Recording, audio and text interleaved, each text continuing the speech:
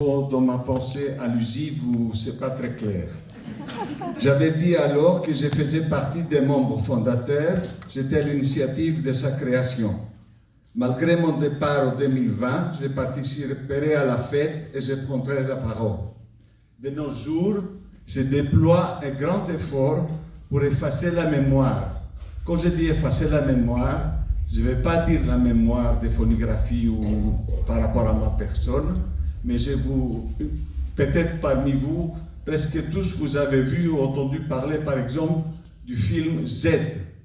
Et le Premier ministre grec avait dit dans le Parlement qu'aucun jeune, on s'en fout, c'est du passé, ce qui s'est passé au début des années 60. Dans ce type, je voulais dire, d'effacement de mémoire, et phonographie est un travail sur la langue, la culture, alors la mémoire aussi. Mon ami Panos Angelopoulos a parlé de la médiation. Moi, je vais vous faire encore pire. Moi, j'ai étudié à Paris Sorbonne, en venant de France, de Grèce, par la Sorbonne Nouvelle. On a parlé de la pédagogie des négociations, c'est-à-dire que dans la classe, on prend compte les désirs, les besoins et les objectifs de chaque apprenant, qu'on disait à l'époque. On a parlé de l'autonomie de l'apprenant, et moi, toutes mes recherches étaient sur les techniques théâtrales et l'enseignement de langue, en croyant que l'espace d'une classe est très similaire à l'espace d'une salle de spectacle.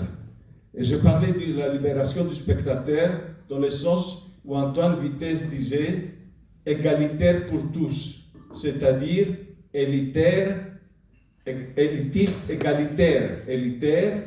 Et je me suis battu à phonographie et je crois que l'équipe actuelle et l'équipe qui va suivre, et les élèves, tout le monde, on essaie de dire qu'on n'accepte pas des cours comme ils nous ont demandé, on a perdu des élèves, des cours où on ne ferait plus littérature, on n'entendait plus Theodorakis Katzidakis de la belle chanson grecque parce qu'ils disaient que ça c'est un peu vieillot, ça c'est dépassé, il ne faut pas faire.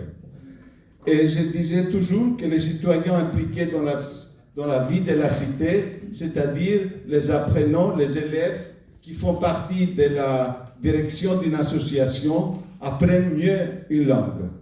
Et j'ai fait un petit jeu, s'il vous plaît, donnez-moi 3 minutes. Comme les ateliers de phonographie, parmi vous, je crois, il y a pas mal qui ils ont participé.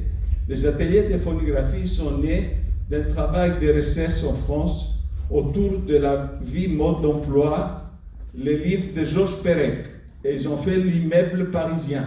Et on a demandé une autorisation pour appliquer Mia Polykatikia στην Αθήνα, et στη Thessalonique, si vous voulez.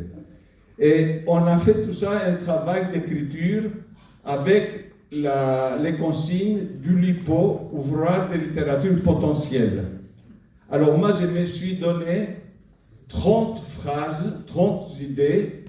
Je me souviens de Georges Perec, peut-être vous connaissez les livres, la représentation fantastique au théâtre Mogador avec Sami Frey.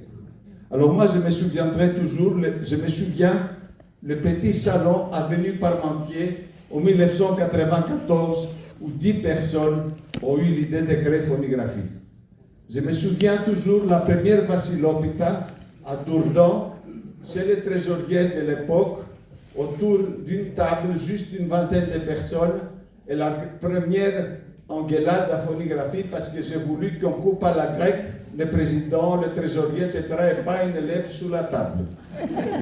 Je me souviens la rencontre avec l'école Accor et Christine Merstre que j'avais rencontrée au DEA à Paris 3.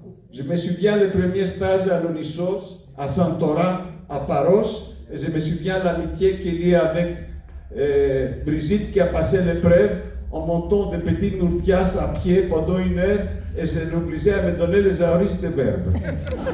Je me souviens Angela Kirouk, la poétesse sublime, qui était venue dans une classe nous lire ses poèmes et on a déployé une œuvre d'un sculpteur, un livre géant qui englobait la classe. Je me souviens du premier concert au théâtre du Gymnase avec Nena Veneziano, qui a vraiment donné les coups d'éclat de phonographie. Je me souviens le très grand concert populaire avec l'Ikeria et que certaines personnes ont snobé parce qu'ils considéraient que c'était trop populaire, trop glendy. Je me souviens Elisa Velia et Ziya pour les 20 ans de phonographie. Je me souviens les concerts qu'on a fait à Issy-les-Moulineaux, où pour la première fois, Caterina Fotinaki a occupé la scène. Je me souviens les concerts à la Maison de la Grèce pour la fin de l'année, où on a rencontré presque tous les bons musiciens à Paris en ce moment. Je me souviens des moments de délire dans cette salle où c'était un peu la chanson emblématique des phonographies au danser Vinata Vinata de Lefteria Vanitaki. Je me souviens que j'ai appris, grâce à vous, à aimer les danses grecques, à danser les ebekiko. Je me souviens une photo qu'elle a prise une élève. Un jour, il y avait la neige à Paris et il y avait les givres sur les petites fenêtres là-haut. Je me rappelle plus comment on dit en français les stalactites. Bon, c'est pas grave. Bon, et il y avait la photo qui montrait qu'on dansait les danses des îles grecques et la chaleur dans la salle avec le froid dehors, ça faisait une belle antithèse. Je me rappelle aussi des moments difficiles où il y a eu des obsèques des élèves ou des membres de leur famille qui saluaient.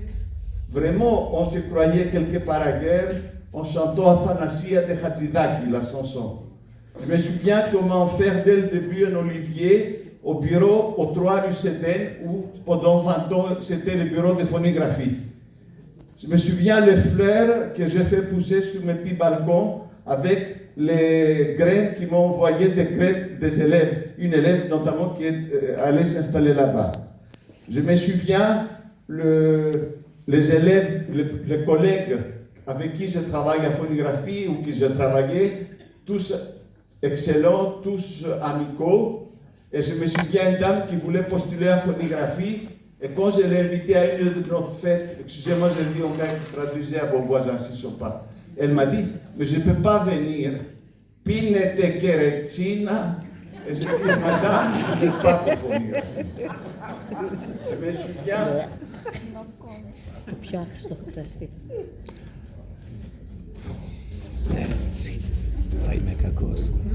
Je me souviens quand on faisait les exercices de grammaire dans la cour avec les ballons et à l'entrée du lycée.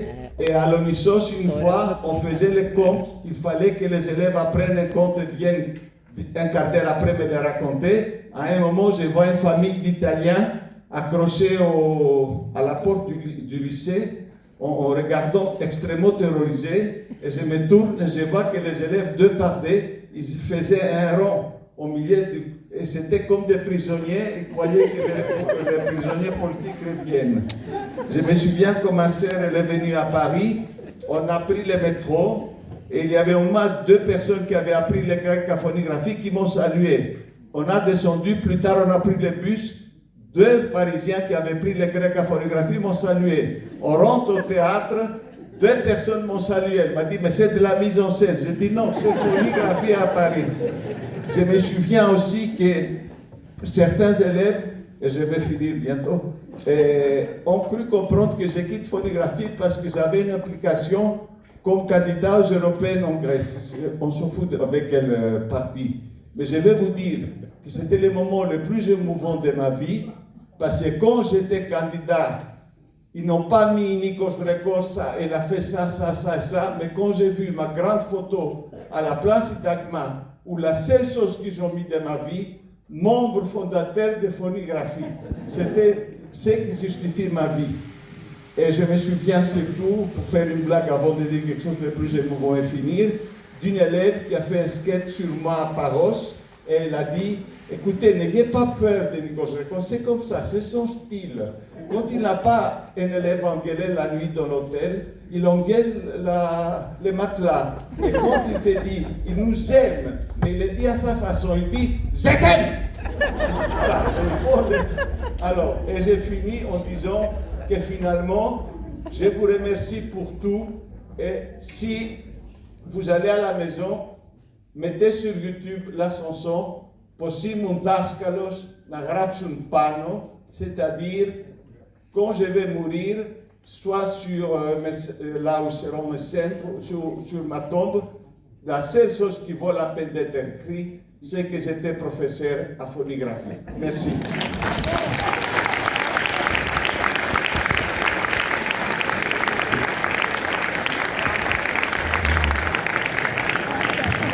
Et les moments où j'ai beaucoup la Grèce et la France, et je suis double nationalité, double appartenance culturelle, les deux chansons qui me plaisent le plus, pas qui me plaisent,